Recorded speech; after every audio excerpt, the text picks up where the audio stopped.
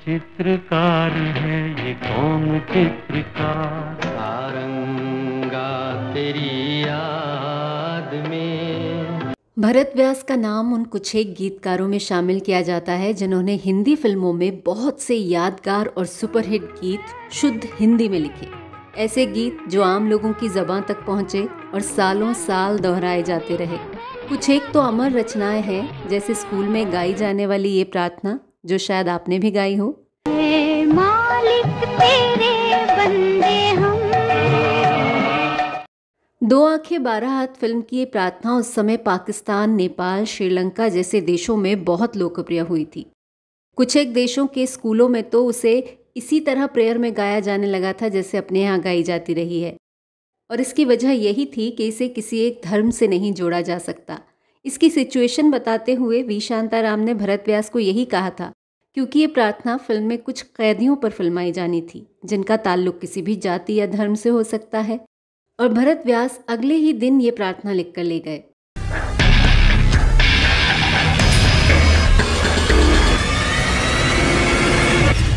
मूल रूप से राजस्थान के चुरू के रहने वाले भरत व्यास फिल्म निर्देशक बनना चाहते थे, पर किस्मत ने उन्हें बना दिया गीतकार। 1918 में बीकानेर में जन्मे भरत व्यास के माता पिता का देहांत उनके बचपन में ही हो गया था, तो उनकी परवरिश उनके अंकल ने की थी। कुछ जगहों पर मिलता है कि उन्हीं अंकल के रेस्टोरेंट में वो काम भी किया करते थे, लेकिन जब इस काम से उनका मन उकता जाता था तो वो गीत लिखना शुरू कर देते थे। बाद में वो नाटक भी लिखने लगे। फिर वो कोलकाता चले गए, जहाँ वो स्टेज पर काफ़ी सक्रिय रहे, अभिनय भी किया। उनके कई नाटक बहुत मशहूर हुए, लेकिन द्वितीय विश्व युद्ध के दौरान उन्हें कोलकाता छोड़ना पड़ा और फिर वो मुंबई चले गए। मुंबई में पहला काम मिला गीत लिखने का। फिल्म थी 1943 में आई दुहाई, जिसके सभी गाने उन्होंने ही लिखे थे। फिल्म कामयाब हुई और उनके गीतों ने जिन फिल्म मेकर्स का ध्यान खींचा उनमें से एक थे 40 के दशक के मशहूर निर्माता निर्देशक WZ अहमद। उनकी टीम में कृष्णचंद्र, जोश मलिहाबादी, अख्तर उल ईमान और सागर निज़ामी जैसे उम्दा लेखक गीतकार थे। ऐसे में ये भरत व्यास के लिए बहुत अच्छा मौका था, तो वो WZ अहमद के बुलावे पर शालीमार पिक्चर्स में काम करने के लिए पुणे चले गए। शालीमार पिक्चर्स के साथ उनकी पहली फिल्म आई प्रेम संगीत, जिसके सभी 12 गाने उन्होंने ही लिखे थे। फिर 1944 की म्यूजिकल हिट मन की जीत में उन्होंने 2 गाने लिखे और एक गाना शांता ठक्कर के साथ उन्होंने गाया भी। फिर 2 फिल्में और आईं।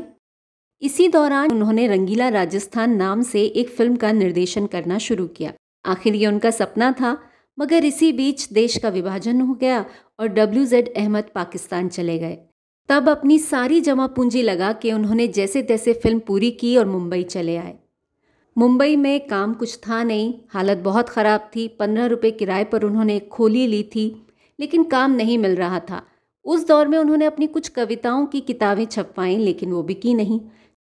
फिर उन्होंने कवि सम्मेलनों में जाना शुरू किया, मगर वहाँ बहुत ज़्यादा इनकम नहीं हो पाती थी। एक दिन उनकी खोली के नीचे एक बड़ी सी गाड़ी आकर खड़ी हो गई। ड्राइवर ऊपर आया और उन्हें कवि सम्मेलन का न्योता दिया। जब वक्त ख़राब चल रहा हो तो एक हल्की सी किरण भी बहुत बड़ी उम्मीद दी जाती है। यही भरत व्यास के साथ भी हुआ। उन्हें लगा कि अब उनकी किस्मत पलटने वाली है। वो तैयार होकर गाड़ी में बैठे और उस जगह पहुंच गए जहां कवि सम्मेलन होना था। बड़ा रॉयल इंतज़ाम था, दाद भी बहुत मिली।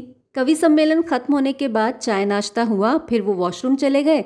बाहर आए तो देखा वहाँ कोई था ही नहीं, ना ही वो गाड़ी थी जिसने उन्हें वहाँ पहुँचाया था, और उनके पास घर तक पहुँचने का किराया भी नहीं था। एक अठन्नी थी जिससे वो तांगे में बैठकर आधे रास्ते तक पहुँचे और बाकी का आधा रास्ता उन्होंने पैदल चलकर पूरा किया। और उसी रास्ते में उन्होंने ये कविता लिखी जो मुझे बहुत ही पसंद है। उस कविता को बाद में वी शांताराम ने अपनी फिल्म नवरंग में शामिल किया था, जिसे आवाज भी भरत व्यास ने ही दी थी। अब कान मरोड़ो, धंधे की कुछ बात करो, कुछ पैसे जो। भरत व्यास ने कुछ समय मद्रास में जेमिनी पिक्चर्स के साथ काम किया। जब SS वासन ने चंद्रलेखा का हिंदी वर्जन बनाया तो उसमें उन्होंने भी पंडित इंद्र के साथ गाने लिखे। भरत व्यास का बेहतरीन वक्त 50s से शुरू हुआ और करीब 2 दशकों तक उनके लिखे गीत लोगों की जबान पर थिरकते रहे। संगीतकार SN त्रिपाठी के साथ उन्होंने काफ़ी काम किया। SN त्रिपाठी को शास्त्रीय संगीत की बहुत समझ थी और भरत व्यास उनकी धुनों के साथ इंसाफ करते थे। जय जगत जननी, कवि कालिदास, महासती अनुसुईया, रानी रूपमती और जन्म जन्म के फेरे जैसी फिल्मों के गीत इसी जोड़ी की देन है। कहते हैं ये गाना भरत व्यास ने अपने बिछड़े हुए बेटे की याद में लिखा था। उनके बेटे श्याम सुंदर व्यास किसी बात पर नाराज होकर घर छोड़कर चले गए। उन्होंने बहुत ढूंढा, इश्तिहार भी दिए, मगर वो नहीं मिले। उन दिनों भरत व्यास बहुत दुखी थे। जब डायरेक्टर ने इस गाने को लिखने के लिए कहा, वो तो इतने दुखी थे कि उन्होंने साफ इनकार कर दिया था।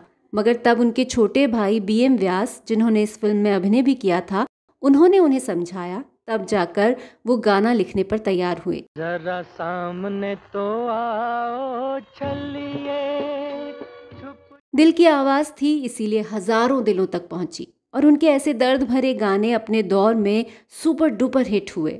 हाँ लौट के आजा मेरे मीत, तुझे मेरे। भरत व्यास ने सामाजिक, धार्मिक, ऐतिहासिक सभी तरह की फिल्मों के गीत लिखे, लेकिन 60s तक आते आते वो जैसे टाइप कास्ट हो गए, या कहें कि इंडस्ट्री ने उन्हें एक तरह की फिल्मों के दायरे में कैद कर दिया। लेकिन एक दायरे में रहते हुए भी उन्होंने कमाल के गीत लिखे, ऐसे गाने जो क्लासिक की श्रेणी में आते हैं। छुपी है कहाँ मैं तड़पता यहाँ,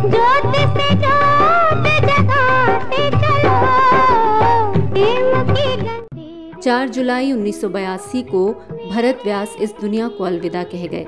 उस समय वो रामायण को कविता के रूप में पेश करने की योजना पर काम कर रहे थे, पर वक्त ने साथ नहीं दिया और एक उम्दा गीतकार इस दुनिया से विदा हो गया और पीछे छोड़ गया अपने लिखे गीतों की सौगात, जिन्हें भुलाना नामुमकिन है।